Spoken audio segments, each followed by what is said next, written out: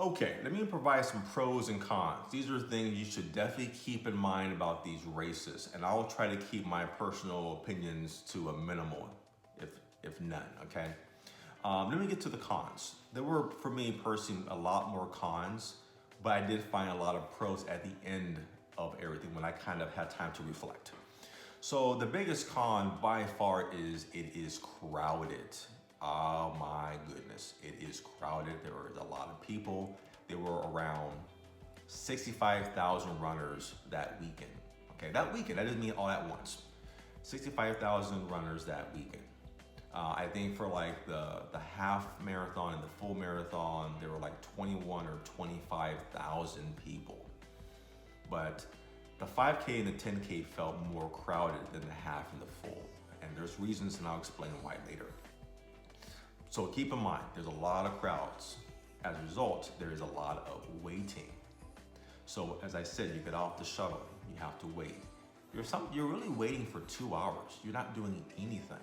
So if you're sociable, cool, you get to talk with people. If you're not, that's gonna be a struggle. So make sure you bring your cell phone, you bring something to read, a crossword puzzle. I mean, I have like this game that like this pipe matching game. So I've been doing that for hours. And I have different headphones that listen to music just to have the time go by.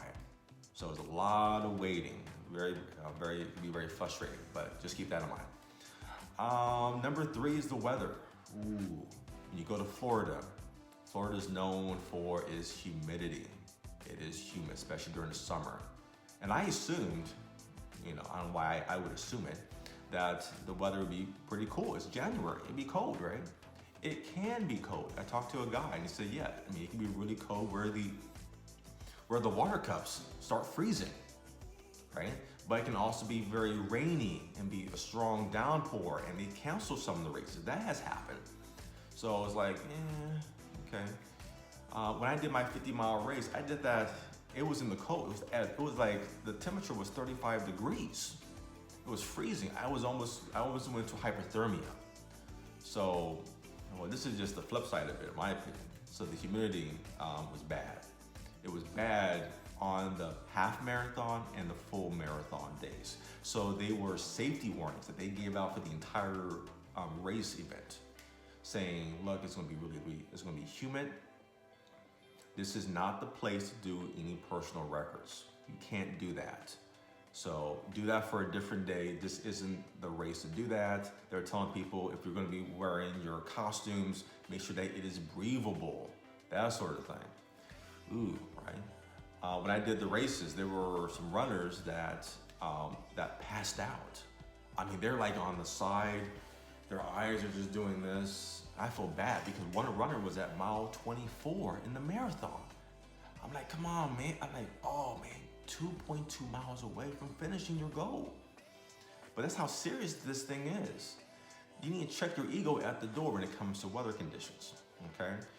Your goal is to finish the race. Don't worry about a personal record. I think people are so focused on speed and records. Yes, they're a nice thing to have, but when the weather sucks, you need to be smart about it.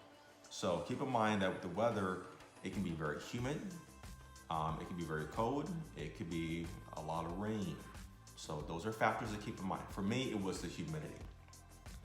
And the other bad thing, the other con I want to provide is the corrals. The corrals for the 5K and the 10K were horrible. I have never seen the most disorganized way of how to do a corral in any. I've done a lot of races. This is one of the worst for the 5K and the 10K. And I think a big part of that could be with the crowds. But also, you do not show proof of time for what your pace will be for a 5K and a 10K. It's based on an honor system. So I don't know if these corrals are based on either one, first come, first serve, if you sign up first and you get one of the earlier corrals.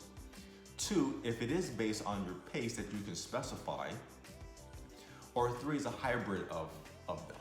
I actually don't know. I just know that for the 5K and the 10K,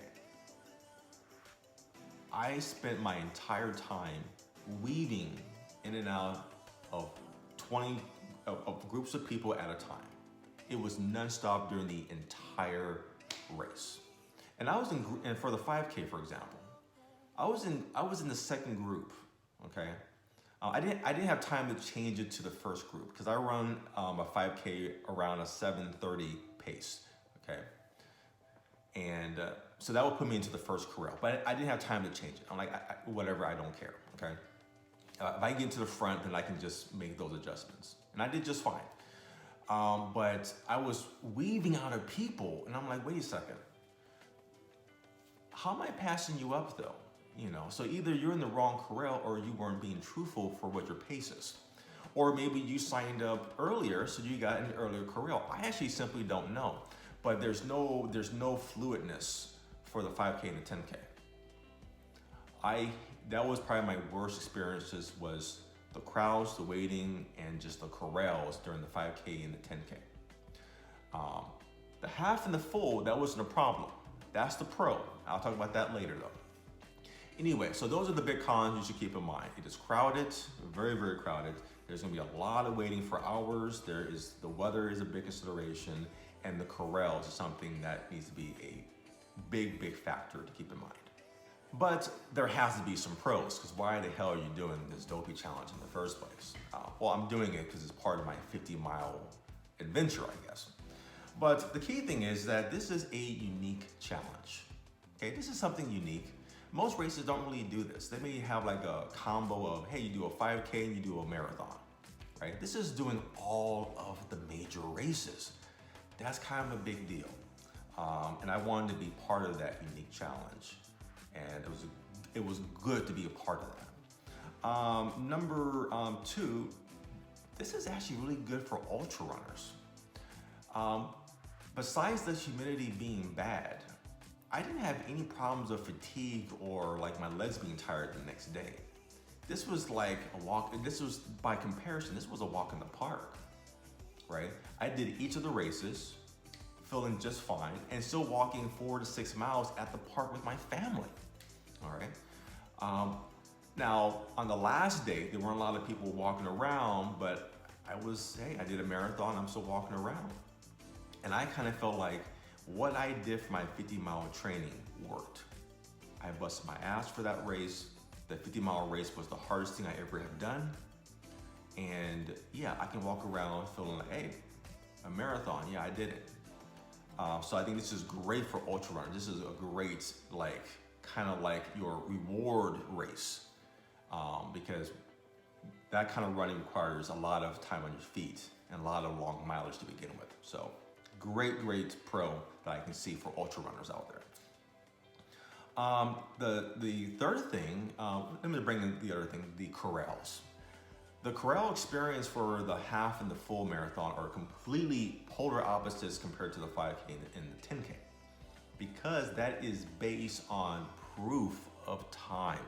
You have to have a race that you have done, a legitimate race, then you have to submit that during the application. And they will put you into the correct corral based on those proof of times. It's no word of mouth, like, oh, trust me, this is my pace.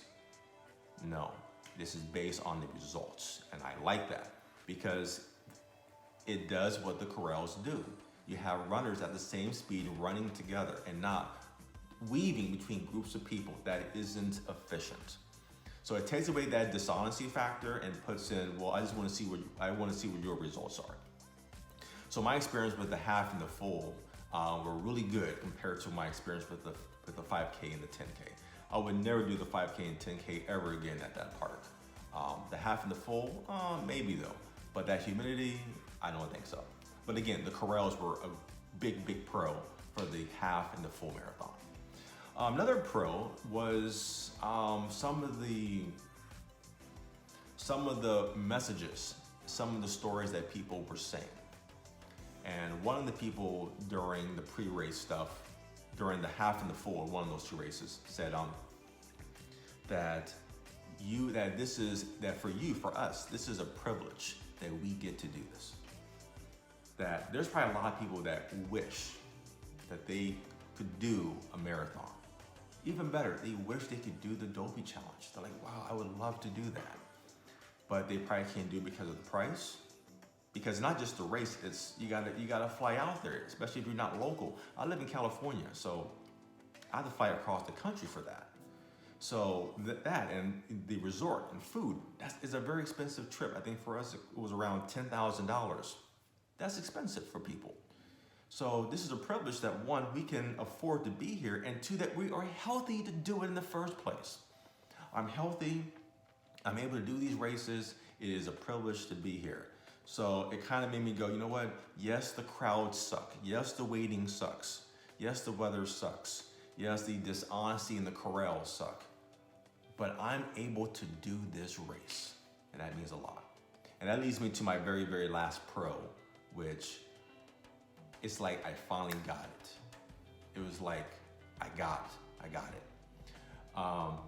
When I was finished with the race, I put on my shirts, my Dopey Dopey Challenge finisher. I finished it, I did it. And people sometimes they wear their medals at the park. So I said, no, I'll do that for the Dopey medal. So now I got my shirt on, I got my Dopey medal on, I'm walking around the park, right? And people say, wow, congratulations, especially in that humidity there. I'm like, thank you though, thank you very much for the support, I do appreciate that. There was one guy that came up to me and he said, he saw that medal, he said, where can I buy that medal? Where can I buy that at?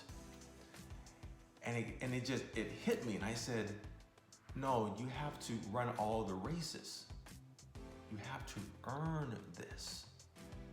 Ooh, it's like, that's right, I earned this. I busted my ass with training to do this in the first place.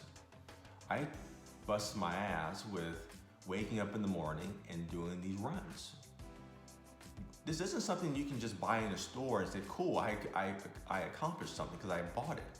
You have to earn it.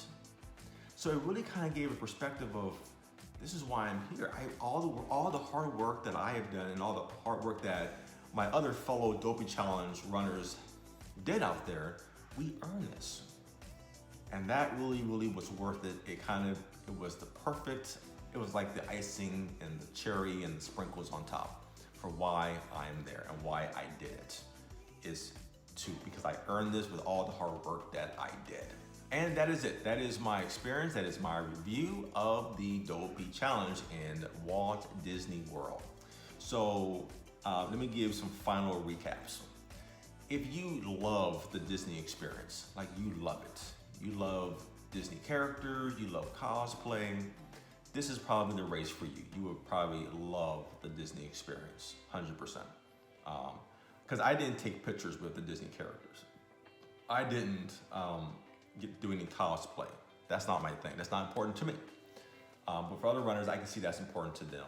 And if that's important to you, you probably would love this race 100%. I think that if you have an ultra running background, then you will really probably enjoy this race even more. Because if anything, it's a lot easier compared to what we typically do in the first place. And that's what I experienced as an ultra runner myself. Number 3, make sure that you're financially ready. Again, it can be pretty pricey. So you want to kind of just make sure that you have that budget set aside and that you're going to spend it. Remember, this is a privilege of what we were doing here. So just kind of keep in mind with the financial stuff that I talked about. And also just keep those cons in mind. Keep in mind about the crowds, about the waiting, about the weather, about the corrals.